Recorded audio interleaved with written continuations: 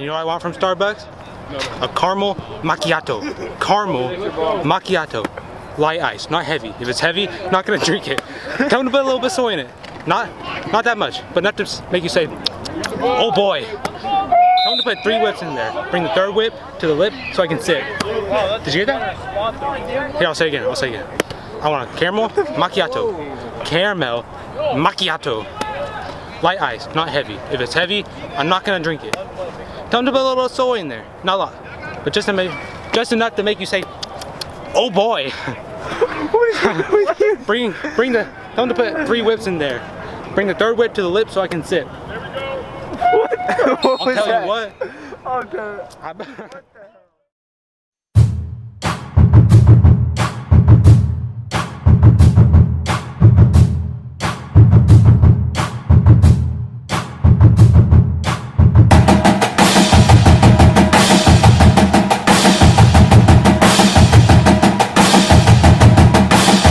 Let's get it! One day!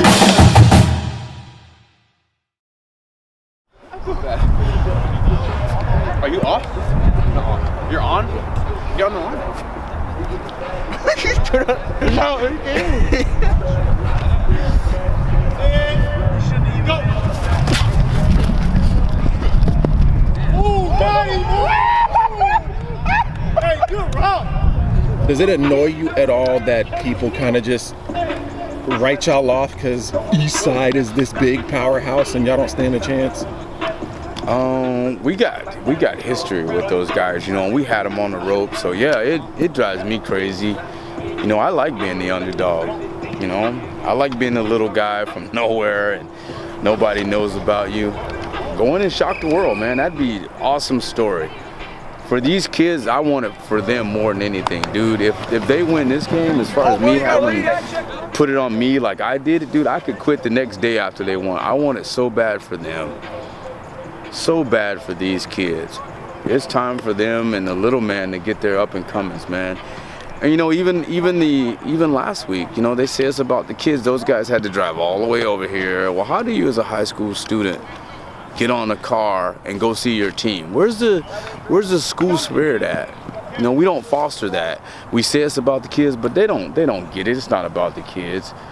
Those kids had to drive 6 hours, and how are their fans gonna respond to that? You know, keep it where it's gotta be. If we have to play Yelm twice or whoever twice, cool. I'm not complaining about what we gotta do now. We gotta do what we gotta do. You're gonna face good teams now. Everybody's good. But they need to know that they're here because they're good, man. Yes, it's a no. I was talking to my teacher about that. I don't know. I forgot who it was. But yeah, it's annoying. They're just scared of their name. They haven't even. I bet you the people that said they're scared haven't even looked at film, because they're not even that scary. I don't care who it is. Nobody's scaring of me. They're just high schoolers. When you see Jamin, like, what's the first thing that comes to your mind? I just want to make sure he's okay. I want him just to make sure he knows that I love him. That just want to make sure that I got him. If he needs anything, I'm always here for him. That's just the first thing. I mean, I always want to make sure he's okay, because I know he internalizes a lot. Him and I have a lot of talks. Yeah, there was a lot of business decisions made by their teams this year when they just fall down and saw Jamin running. You know, it's just that's what football does for kids.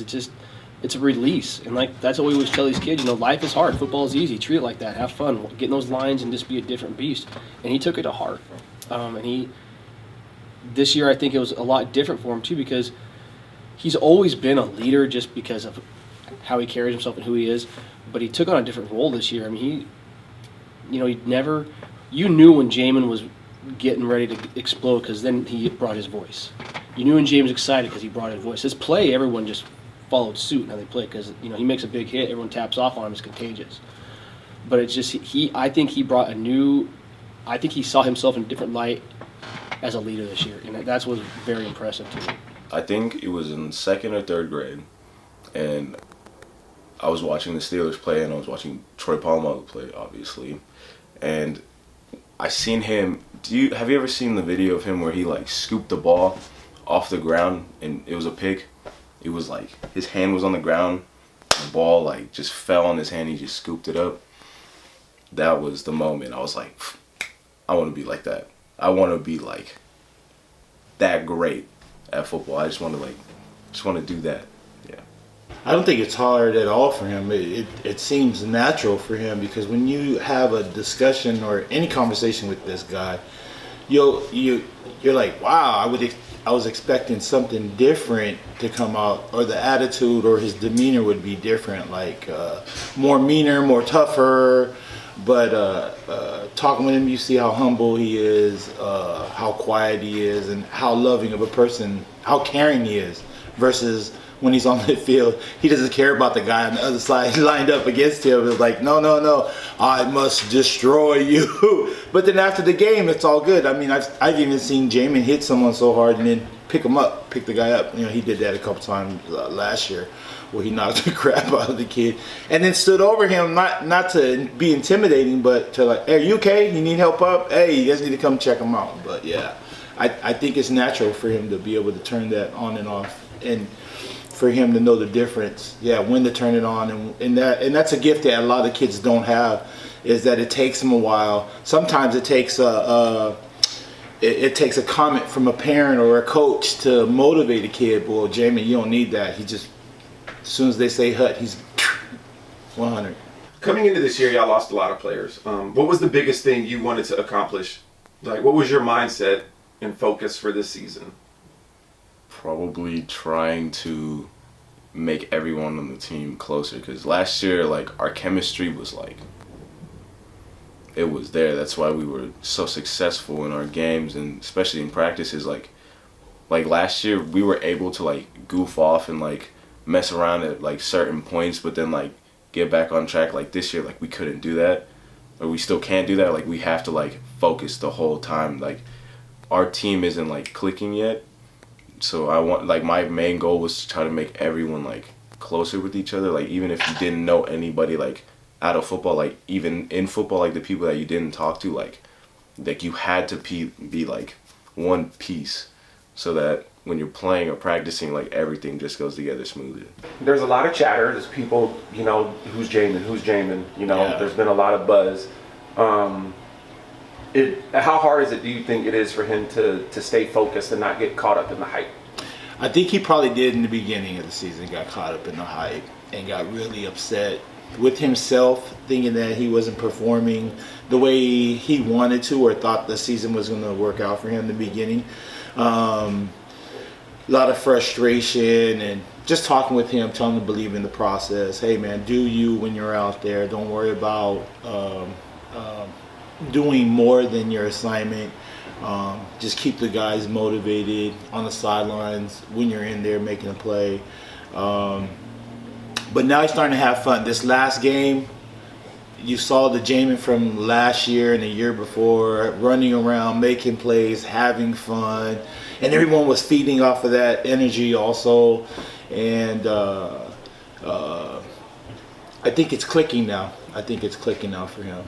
It feels pretty good. Like it feels good knowing that someone has your back, like no matter what the situation is, because like they've either been there, done it, or they know how it feels to go through something like a heartbreak or something, or like a family member or something sort of like that. It just feels really, really good to have someone there for you. What does football mean to you? Football means everything to me. Football is probably the reason like I'm in school all the time, because I feel like if I didn't play football when I was young, I would be a very bad child. I would not be successful.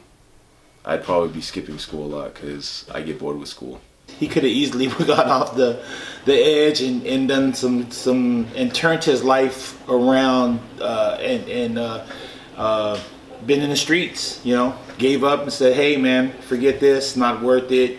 But he's surrounded by a lot of people that are willing to help and support. And I don't think he realizes how much love there is out there for him, so that he's able to just push a button. And any one of those kids also just push a button and get the help that they need or the support that they need. Yes. You're right. Like blood makes you related, but doesn't make you family. And he has a lot of love from the heart, love related family members. I mean, that's what Timberline is about. It's all about the family, not your DNA, but the love that you have for one another and for each other's children. Probably the hardest part of like my personal life is like trying to find a stable home, you know, because I've always bounced around from places to places, and I never really like felt comfortable. Like that's why I was at Cole's house for a little bit. I was at Pele's. I was like I was just around everywhere. And then when I came here, that's when I got super close to Mason, and I got super comfortable here. So this is kind of like, I feel comfortable here, but sometimes I'm like, dang, like I wish I had my own home with my own family, but like I love this place here. Like I love the people here. They just make me feel like I'm part of their family. So it wasn't hard at all. Really, it was real easy just because of the person that he is and the family that we are. We breathe family, and we don't breathe family like DNA, blood related. We bring family love. So we have other kids that that are friends with Mason and Michael, like Allison and Skylar and a couple of the other guys who graduated 2 years ago. A couple of guys who graduated last year with Mason. It was just a right fit. It seemed like it was a right fit for him to come and live with us and to be with us. And like I said, the kid's awesome, man. You don't have to tell him. Yeah, there's nothing that he does that Mason doesn't do, you know. So I mean, it was the right fit for him to come here and live with us. Yeah. Like when I grow up, like I'm gonna stay on this like path to success, so that when it's my time, like when I have a family, like I will never let them go through what I went through, because like I didn't really have a childhood. Like I wasn't having fun at all. Like I just had to keep moving. I had to keep going places, and I just didn't have fun. Like I don't remember like reading like child books or like watching like TV shows. Like I don't want my kids to grow up with no childhood. Like I want them to like grow up having fun and stuff. So yeah. When we talk to Jamin, we let him make his decisions, and we're here. We're mainly here for support, right? And that's always been our role since he's lived with us, is to be a support. That's it, you know. And then as the days go, as the week goes by, and here we are in our second year with him. Now it's love, and now it's like, hey, this is what I think. Because I feel like he respects that we have that relationship well, where he respects my idea, or if I have anything, an opinion on something, he respects my opinion. But yeah, great kid, man, great kid. We love to have him around, and like we're just here for support. When it's all said and done, what's going to be the hardest part for you when the season's over? Like, regardless of how it ends, you could win the state title. Like, regardless of how it ends, what's going to be the hardest thing for you when the season ends? Probably leaving everybody. Like the team, my family, the school, like just leaving in general. That'll break me. Like I know everybody, like they want to get out of Lacey. Like I want to get out of Lacey too, but like it's going to be hard. Because like this is where I was born and raised. This is where I met like my family. This is everything to me. Like when I have to leave, that's just gonna be super hard on me. I think it's gonna be hard because that's all he's known the last 4 years, and the ride that he's been on since a freshman it's been an awesome ride from the outside looking in. We got to know Jamin his sophomore year, and right then and there we knew like, man, this kid is easy to love on, you know, and to bring him into our family. It was easy. It was an easy transition because, like I said, man, the kid's lovable. He's respectful. He's humble, and he's tough. For him to leave Timberline after this football and graduate and move on, it'll probably be hard. I mean, but I think he'll get over it because the bigger goal is for him to move on and to graduate with a bachelor's degree, and I believe it's in sports medicine, and stay connected with sports however which way he can. But I mean, I think in the beginning it'll be sad for him, you know, but Yeah, I think he's going to enjoy college. He wants to get out. He wants to experience other things. And in the springtime, I mean, him and I were, man, grades every day. We're getting homework in. Him and I were really fighting hard to get things together. And the good thing about Jamin, and this is something that I try and tell all these kids, don't burn bridges. Be nice to your teachers. Be nice to the hands that feed you. Because if Jamin wouldn't have been nice to all his teachers throughout the last year, I don't think they would help him like they did. Because, I mean, there's some stories from River Ridge where a kid who had a scholarship and wasn't nice to his teachers, and they chose not to help him because he wasn't, he wasn't a student athlete. He was just an athlete. But Jamin proved what I just always been saying.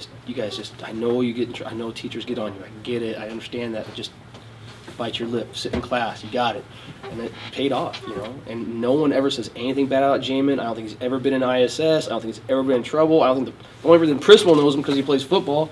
I mean, he's never been in trouble. So, I mean, the person he is what's helped him get to where he is now. And he's got like a 3.5 GPA right now. And, I mean, I'm on him all the time. I'm like, dude, this should be a 3.6. And he's like, I know, Coach, I got you. I got the minus up. So he's on it. I mean, he's doing a great job. You know how most people with their game, and they say, oh, it's got to be the shoes. Do you think it's pajama pants? Oh, definitely. And it's Mr. Incredible one. So when he wears those, it's a different story. It's like, I don't know, it's like a super smart guy. It's his power. Fellas, we didn't get here just to get here. Okay? That's what I need you to understand. We didn't get here just to get here. And no matter what, if it ends tomorrow, ends next week, or ends the week after, you need to ball out every play and look back on your last game as memorable in a good way, no matter what. Because I can promise you, the guys from last year can't look back on last year as a memorable experience. You need to compete at your highest level. You have to be at your best when your best is needed. And that's every Friday night.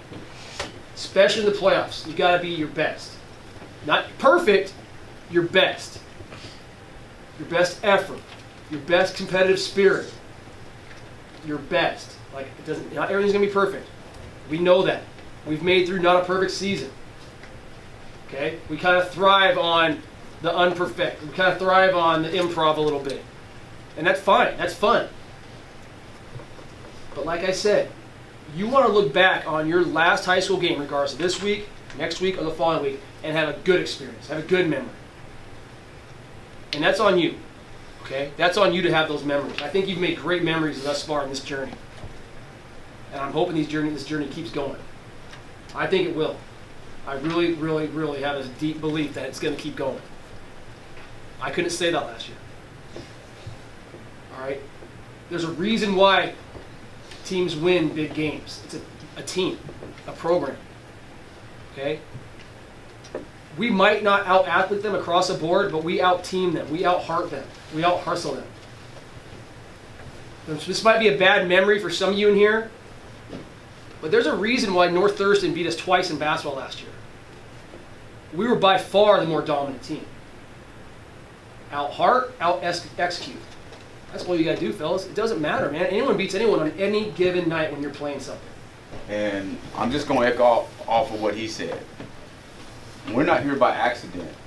Okay, we're here because we're a pretty good football team. All right? But there ain't no pressure on us.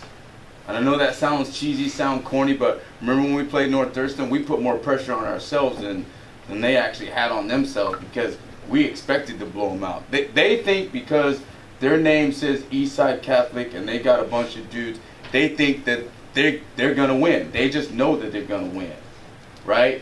And so they have to win. If they don't win tomorrow, they got to look themselves in the face. And I'm going to tell you how it's going to play out tomorrow. But it's going to depend on how you want it to begin. Because it's going to come out and they're going to think they're going to roll you. And then when they don't begin to roll you like they roll everybody else, they're going to start second thinking themselves. And if it's anywhere near close, they're going to start going into freak out mode. Because their attitude is going to be, man, how are we keeping these guys around? And then when that doesn't work, they're going to start trying to bully you and name call you and talk trash to you. And again, when that starts to go away and you're not affected by that, and you stick together as a group, they're really going to start falling apart. Because they're not going to have an answer for you at that point in time. They haven't faced anything that you faced. Do you understand? You're a step ahead, man, because it's not going to be easy. But for you guys, you've been there. You know we can score when we need to score. You know we can get a stop when we need to stop. They don't know that. They've never been tested. You are battle tested, man. You guys have played the game, full games.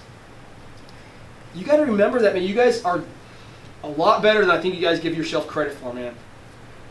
And you're right there. I'm telling you. You know how fun it's going to be to practice on Thanksgiving morning?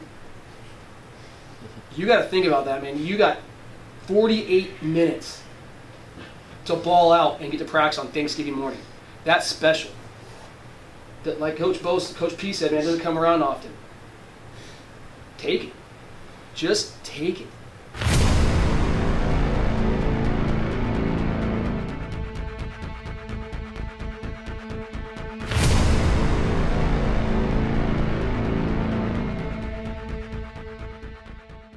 Game day! Game day!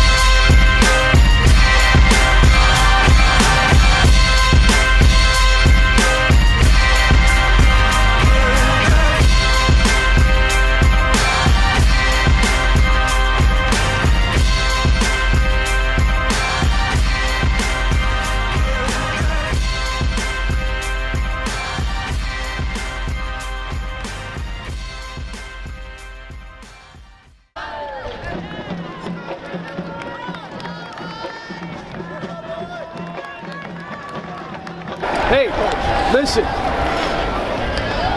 Only thing about this game I'm going to say is that the score is not how the game really went. All right? You competed the whole game. You played all out as much as I told you. All right? I said if you guys play, it's going to be good. You guys put yourselves in positions to win. You guys gave yourself chances. You just didn't execute. That's it. Okay? Now, on another note, I don't think you guys understand how proud of this group I am. All right? Nobody at the start of this season, in the spring, would have said this group would have made it to the quarterfinals. I guarantee it. Nobody. Except this group here. You guys believed every single day, and the best part about it is you guys played together and you love each other. That's what high school football is about. It's not about having a team money can buy. It's about what you guys created this year. You guys created a bond and a friendship and a love that hasn't been here for a long time. No matter what, you need to be proud of what you accomplished this year. For you seniors, 3-time league champions, 2 back-to-back quarterfinal appearances, and there's no shame in getting beat by the #1 team in the state. That's 3A, 4A, 2A, whatever. They're the #1 team in the state. They're ranked in the nation. And you guys went toe-to-toe and took all their best shots. Guys, I am proud of you. You should be proud of yourselves. Seniors, I am extremely proud of you.